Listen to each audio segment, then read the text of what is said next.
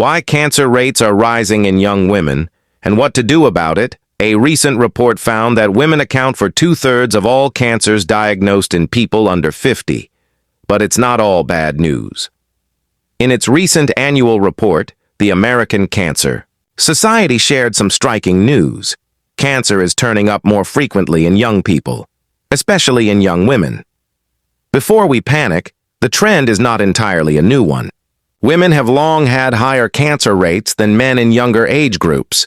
And there's good news in the report too, says Otis Brawley, an oncologist and epidemiology professor at Johns Hopkins University's Bloomberg School of Public Health. Namely, it found that, overall, cancer deaths have been trending downward.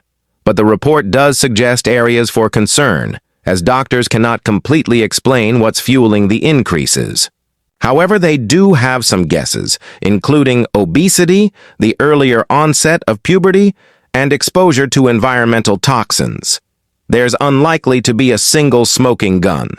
The causes, treatment, and prevention of different cancers are often so different. We should look at the problems by disease, says Brawley. Although cancer trends are complex, there's a lot people can do to lower their risk of a range of cancers. The steps people take to prevent one cancer can also reduce the risk of other cancers. Understanding what's fueling the latest patterns and how to guard against them is a good first step toward improving your overall health. Women and younger adults are bearing more of the cancer burden. Cancer has long been thought of as a disease of older people, especially older men. That's changing. Although adults over 65 still make up the majority of people with cancer diagnoses, and men account for about 2/3 of those diagnoses, the ACS report shows cancer rates in women now meet or exceed men's in younger age groups. Particularly striking. The report finds that 2/3 of all cancers diagnosed in people under 50 are in women, says Mary Beth Terry, an epidemiology professor at Columbia University and executive director of the Silent Spring Institute, who was not involved in the publication. The overall pattern here isn't new. In an analysis of historical cancer data, Terry's team has found that young women's diagnoses have outpaced young men's for at least 3 decades.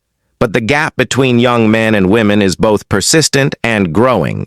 So what's fueling the increasing number of diagnoses of women under 50? Breast cancer is to blame for much of the risk difference.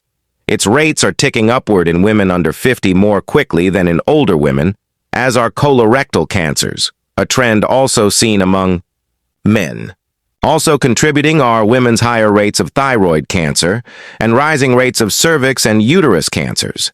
And while lung cancer rates are decreasing for everyone, they're declining more slowly for women than for men. The overall trend in cancer diagnoses for men under 50 are flat, but there are increases in rates of certain specific cancers, namely leukemia and testicular and kidney cancer. Colon cancer is rising in young people. Finally, scientists have a clue about why. Terry finds it remarkable these cancers are becoming more common in young women even though smoking rates have reached an all-time low. That suggests there's much more to cancer risk than factors that affect individuals like genetics or habits like smoking. Upstream factors and neighborhood-level factors certainly affect the distribution of cancer, but also outcomes after cancer. Terry says, it's not just about what the individual does. One important bright spot, people are more likely to survive cancer than ever before, largely because of massive leaps forward in diagnosis and treatment, including recent progress in immunotherapies and targeted therapies tailored to the individual's specific cancer. However, this progress has not benefited all Americans equally. Black and Native Americans are more likely to die from a range of cancers than people in other racial or ethnic groups, partly because they're less likely to be able to afford treatment. They are also more likely to get cancer to begin with and to live with it undiagnosed for longer because they're more likely to be exposed to cancer-causing chemicals and less likely to have access to high-quality early cancer detection. Cultural and environmental trends play a role in shaping cancer risk. While scientists know which cancers are fueling the growth of diagnoses in women, they still don't totally understand why those cancers are becoming more common. This question is so difficult to answer because cancer is not just one disease, but many different diseases, each with multiple different potential causes, both known and unknown. At the root of every cancer is a cell that proliferates unchecked, invades the body's infrastructure, and evades the immune system's defenses. However, there are many pathways to developing these nefarious traits, and many triggers to push a cell in a dangerous direction. Larry Norton, a breast cancer oncologist at Memorial Sloan Kettering Cancer Center who directs the Evelyn H. Lauder Breast Center, puts it this way.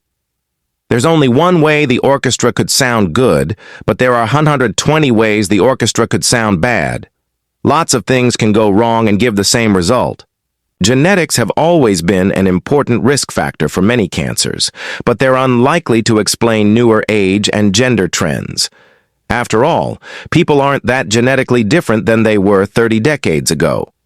In the past, people thought that if you're young and have cancer, it's just your genes, and if you're old and you have cancer, it's just the environment, says Terry. But the reality is it's always both. Experts believe other risk factors are at play too. Changes in estrogen exposure could be playing a role for one. The more estrogen a young woman is exposed to over her first few decades of life, the more likely she is to develop breast cancer during her childbearing years, says Norton.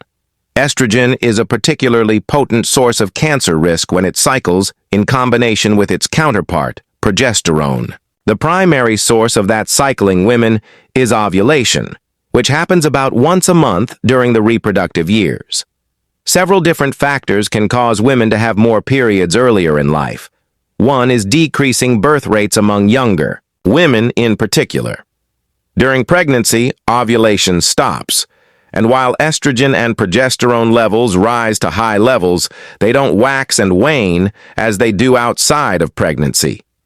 That 9-month break from ovulation, especially if it happens before a woman is in her 30s, lowers her risk for breast cancer later in life. Additionally, pregnancy leads to breast tissue changes that make cells less likely to become cancerous. This all adds up to lower postmenopausal breast cancer rates in women who have their first child in early adulthood, and higher rates in those who never have children, as many are now choosing to do.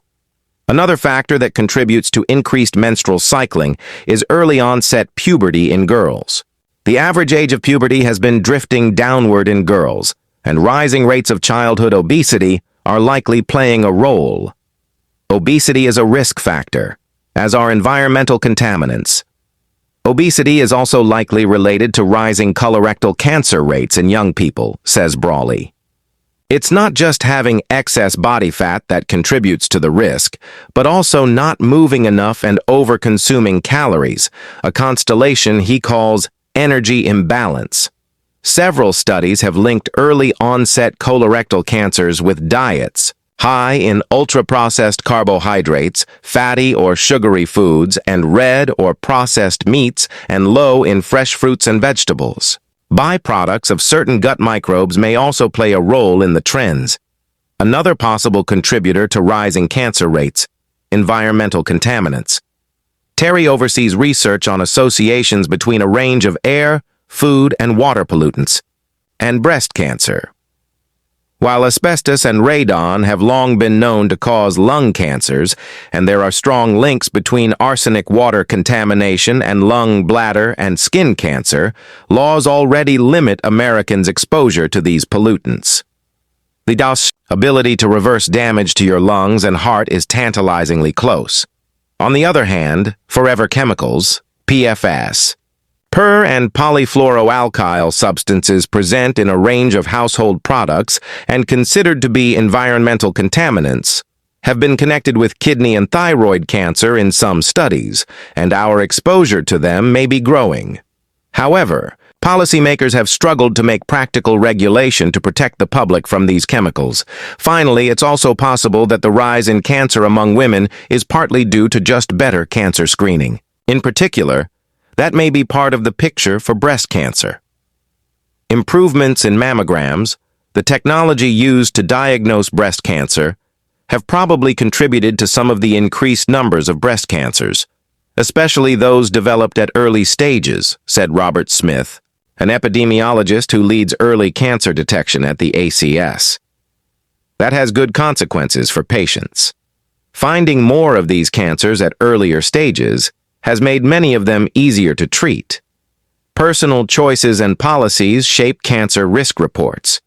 On the rising rates of cancer get a lot of press, but they also scare the hell out of people, Brawley says. Plus, they're not very good at nudging people toward actions that prevent cancer or get it detected early. For example, despite decades of messaging about breast cancer risk, mammogram rates among women of all ages have stubbornly hovered around 60% for more than 15 years. For individuals who want to minimize their cancer risk, focusing on a few areas can have a big impact. One of the highest impact choices people can make is to avoid tobacco products. This includes smoking and vaping, although